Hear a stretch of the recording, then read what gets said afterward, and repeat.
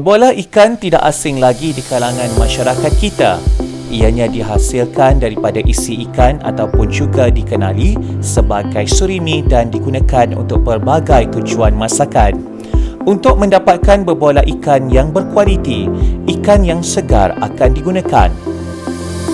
Antara ikan yang biasa digunakan dalam pembuatan bebola ikan ialah ikan gelama, cono, lolong bara, kerisi dan ikan biji nangka. Ikan disiang dengan cara membuang kepala, perut dan organ dalaman. Ikan dicuci untuk menghilangkan darah dan sisik selama 5 hingga 8 minit bergantung kepada kuantiti dan kualiti ikan. Ais ditambah bagi mengekalkan kesegaran ikan.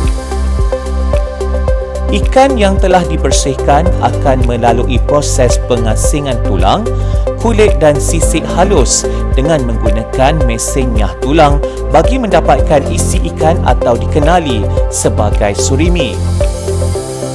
Kemudian, surimi dicuci melalui proses larut lesap yang bertujuan untuk membuang darah, bau, lemak dan protein larut air. Dalam proses ini, surimi, ais, garam dan air dimasukkan ke dalam mesin mengikut nisbah yang telah ditentukan. Proses ini dilakukan sebanyak 2 kali dalam tempoh 15 minit untuk setiap cucian. Surimi yang telah siap melalui proses larut lesap akan ditapis dan diperah dengan menggunakan mesin pemerah hidrolik untuk membuang lebihan air. Surimi disaring bagi memastikan tiada tulang atau sisik halus, fiber dan tisu konektif dengan menggunakan mesin penyaring. Kemudian, surimi diadun bersama gula dan bahan penambah rasa yang dibenarkan menggunakan mesin pengadun selama 3 hingga 5 minit. Surimi dibungkus dengan menggunakan plastik LDPE mengikut berat yang dikehendaki di antara 5 hingga 10 kg dengan ketebalan 1 hingga 2 inci. Mesin pembekuan pantas digunakan bagi mempercepatkan proses pembekuan dan mengurangkan pembentukan kristal ais.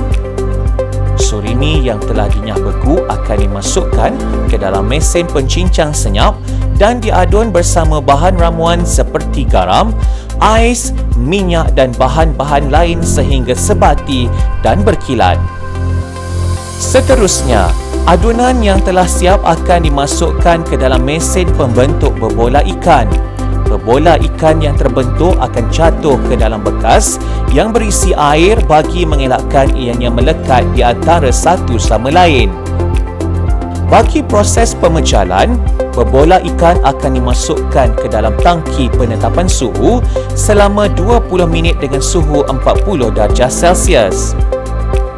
Kemudian bebola ikan akan direbus di dalam periuk merebus pada suhu 85 hingga 90 darjah Celsius selama 10 minit. Bebola ikan akan ditoskan dan seterusnya dimasukkan ke dalam air berisi ais.